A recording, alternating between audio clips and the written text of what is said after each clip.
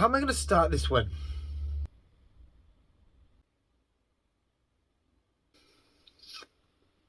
Yesterday, the YouTube algorithm recommended I watch this video here. It's titled something like a $240,000 eBay seller routine. Now, I don't usually bother watching videos like this. When I see big numbers like that, I think these guys are big time. They run everything out of warehouses. How can that possibly relate to me, a part-time eBay reseller, running stuff out my garage here? But you know what? I clicked on this one. It was only 6 minutes long, and I'm glad I did, because some of the stuff that Carrie at home does on her channel there has really made me think about some of the stuff I do here and how I run my business. The YouTube channel is called Carrie at Home, and my first impressions from that thumbnail and that title were completely wrong. Just like me, she runs her eBay business from home, going out and buying stuff secondhand and selling it on eBay for profit. Now, for context and a sense of scale, Carrie's business is 10 times larger than what I'm doing here. But what comes across in the videos is actually she doesn't spend as much time as you think running this business. Now, obviously, because I am part-time, I can't relate to everything she does. But I did take the decision a while back to drop my 5-day full-time working week down to 4 days. And in my day off, that is my eBay day. And what I'm going to do in this video is compare what my usual eBay day looks like to what Carrie's day looks like. And basically see if there's anything I can take away to improve my business. Basically, I'm saying what I do in my day and I'm comparing it to what she does in her day. You've got to start the day with some breakfast, right?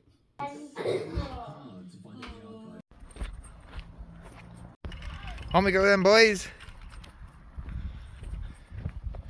9 o'clock. The kids are dropped off at school and my reselling day starts. But Carrie and Carl, they've already been working for a quarter of an hour. They're picking and they're packing their orders. Now, $240,000 or £185,000, that equates to an average of £500 worth of sales per day. Now, Carrie and Kyle specialise in clothing, particularly jeans, and their average sale price is about $20 to $30 per item. To make £500 a day, you've got to be selling 20 to 30 items per day. Now, granted, in that video they'd only sold 7, but they do say that the summer months are quieter for them. People are buying jeans when the weather gets a bit colder, it gets a bit wetter. That makes sense. But still, they get all their picking and packing done by 9:30, 45 minutes. Better get move on. Let's get and pick my orders then. Look how quick this will go. On Monday, I sold this Lego Speed Champions Dodge car set. Incomplete, but mostly complete. That one sold for 25 quid. And Tuesday, I sold Magna Doodle. I paid £1 for this at the boot sale. Old school box, MB in the corner. That one sold for 20. And then up in the loft, in the card box from 2011, I sold the sticker of the Brazilian legend Marta for 35 quid. So there we go, parcels packed. And that's postage complete. Only 3 items dropped in today.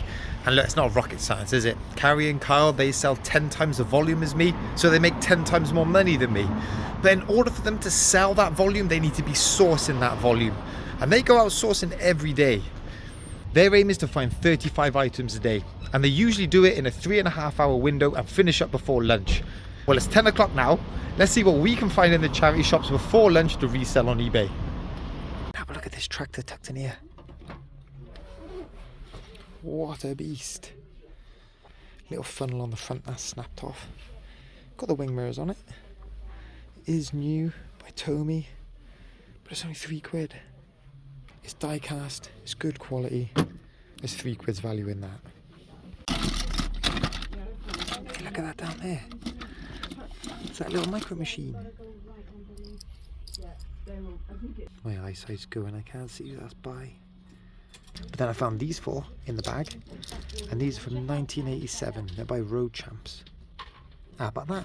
9 in total. And then I took a punt on this polo shirt here.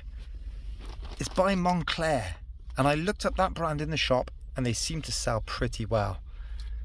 There's the tag on the top, and tucked in here you can see a size large. This had just come out on the rail. They hadn't actually priced it up, so I bought it for 3 quid. I mean, with anything like this, I need to do a bit more research into the authenticity, but the buttons look pretty good. It's been through the wash a fair few times, but I had that on there too. For 3 quid, looking at what potential solds could be, I thought that was well worth a gamble. Now, shoes in here are usually a tenner each. There's a couple that have caught my eye though. Check out these Adidas Boost. UK size 10.5. Yep, 10 on the sole. They've only been put out this morning. Great condition. But I've just used Google Lens. And you can buy these in Sports Direct for about 25. There's not going to be enough markup in a pre-owned pair for a tenner. Have a look at these Converse as well. Black, high top. And inside stamped on the bottom that says not a chuck. UK size 12. These are a bit more tempting. But again, the soles just don't seem to justify it. I gotta put them back. Though I might be regretting that. Bit of Babyliss here. Can't get it to focus. Babyliss type F48C. £3.50. Looking at soles, these go for about 15. So after fees, after postage, £8 profit in it. Look at this, just slid under all the kiddies' toys. Casio SA75 keyboard. Says £8 there, but the official sticker £5. As seen though. What does as seen mean? I mean, it's got a pen on the keys, but that's alright, that wipes off pretty easy. What's the compartment like? Batteries have leaked in there, but I can clean that out pretty easy. For a £5 with the box, that should sell for 25. Hey, I'm liking these shoes here, look. Vans half cab. There's a logo on the back. UK 9s. And they look in really good condition too. I always check the back there to see if that's going through. If they've been used as a skate shoe, I check if all of this has been scuffed. These are lovely condition. And only a £5. Bargain. And in true carry at home style, I've had a look in the jeans and I found a pair, look. Levi 501s. Waist 38, length 36. £8. Button up fly there. Let's have a look at the bottoms of them. That's just dust, that's not wear. Knees look decent as well. No holes. Carrie, that's one for you. Jeez. Topical, isn't it? The election game. They want a tenner for it. Is it complete? Don't know. Sold. 12 plus post, something like that. I'll leave it there. Oh, I sold a pair of those recently. They're Gellert. Waterproof on the side. I sold them for £20. What do they want? Tenner. After fees and post, nothing in it. These might be alright though. Pair of Clark's deck shoes. What size are they? UK 9G. No price on them. Last solds on these are about £20 all in. These have got a few scuffs around the front. Obviously pre-worn. They do need a good wipe over. If I can get these cheap enough, I'll pick them up. Have a look at this too. Train Wild on the front, but on the tags there, North Face, size large. Discreet little North Face hit on the sleeve there. Tags, hologram, and only a £5. Can't find any solds with Train Wild on the front, but North Face should carry this hoodie. And if it doesn't sell, it fit me. Hey, check this. Wales football jersey there. For boys 7 to 8. £1.50. My boy will absolutely love that for his football practice. You don't see this every day. Box Game Gear games. Jungle Book 15.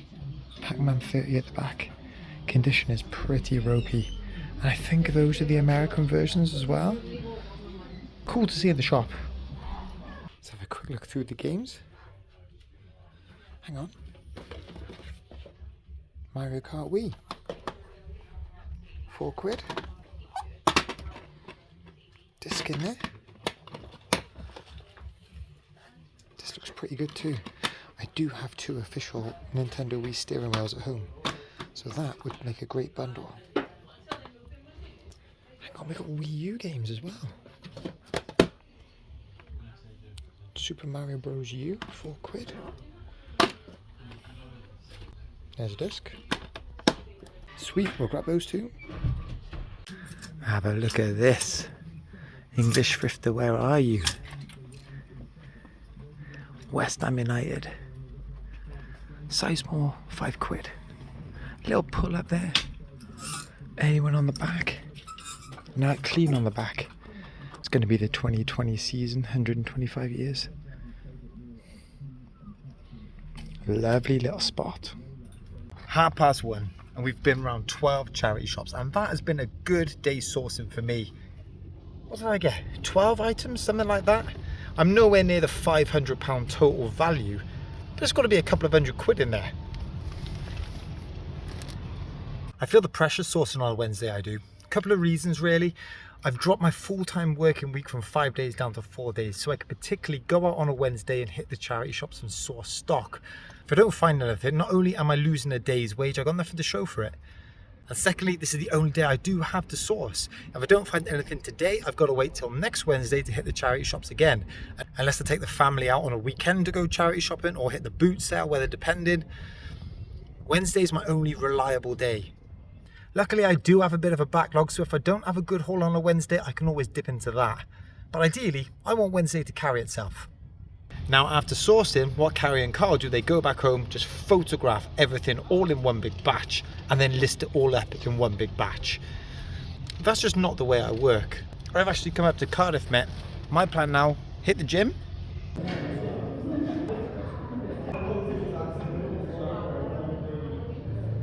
Get back and pick the boys up from school at 3:30.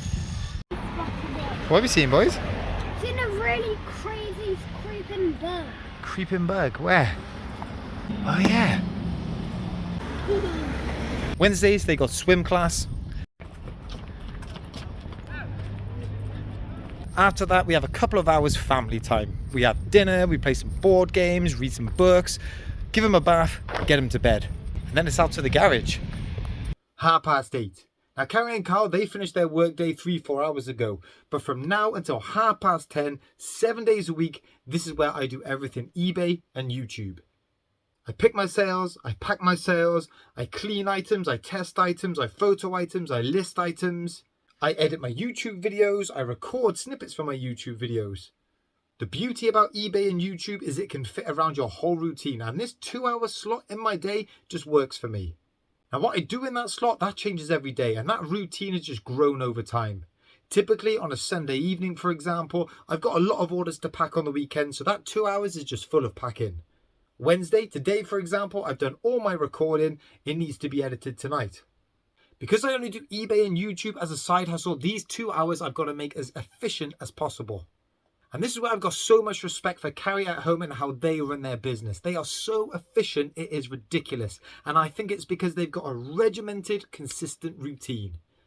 Because they source pretty much the same stuff every single day, when it comes to listing stuff, they've got this pre-made board, they stick the jeans up, know exactly what measurements, snap, snap, snap, snap, snap. It's so quick to list every single item. Because every item I pick up is different, everything just needs that little bit more research, everything just needs to be set up a little bit differently, and all of that means everything just takes a bit more time. Whenever it comes to packaging items, if you're just packing the same thing over and over again, you know the exact same process. If it's a pair of jeans, fold them up, stick them in a plastic bag, stick on your label, job done. For me, I might have to bubble wrap a few bits, I've got different size boxes, I might have to wrap it in a bit of paper. Because I don't just have that singular process, it takes more time. Let's say it takes Carrie 2 hours to photo, list, pick and pack 30 items. That's 4 minutes an item. On a really good day, I might be able to do that 10 minutes per item, and that is at a push. So to get 30 items in and out the door on the same day, you're looking more like 5 hours. Just having that consistent and efficient approach, well, that's saved her 3 hours compared to what I do. It's already got me thinking this as, right? Remember that Lego set I sold at the start of the video? I sold that for £25. But really, that Lego set would have taken about 45 minutes to build. It's probably taken 15 minutes to take the photos, list it, package it once it's sold. That £25 represents an hour's worth of my work. If you take away the eBay fees, the postage, what I paid for it, I've probably only made about £15 profit on that item, and it's taken an hour to get that £15. My time would have probably been better spent not bothering with that Lego set at all, forget the £15 profit, instead list 5 or 6 really quick items to list, quick items to pack, and if each of those items can make a tenner profit each, I've made 50 quid on my hour rather than 15 quid. It's really going to make me consider what type of things I pick up. So look, there's definitely some things I can change to the processes that I'm doing to make it a bit more efficient. But while we're on the subject of sourcing, that was the biggest difference I've noticed between what I do and what Carrie does. Today, I went around 12 charity shops, 3.5 hours, and today was a good day of sourcing for me, considering the items I picked up compared to what I usually pick up. But what I picked up today was not even half of what Carrie picked up, and she does that every single day. I don't think there's enough volume of stock round by me from charity shops anyway to get anywhere near that level. What Carrie and a lot of the American resellers are so lucky to have are the massive thrift stores, or those Goodwill bins, where they've got a greater chance of finding volumes of high quality stock compared to what we have here in our charity shops. So watching Carrie and how she does things, there are definitely some processes I can take and implement in my business to make it a bit more efficient. But the biggest takeaway I've made from today is I'm not actually doing too bad.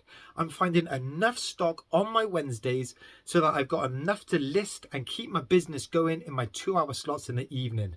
Once I add the time YouTube takes on top of it, I've got plenty on my plate as it is. So before I sign off today, don't forget to hit that like, hit that subscribe, and then jump over to Carrie at Home's YouTube channel. It's really inspiring and it's really made me think about how I run things here. Catch up with you in the next one.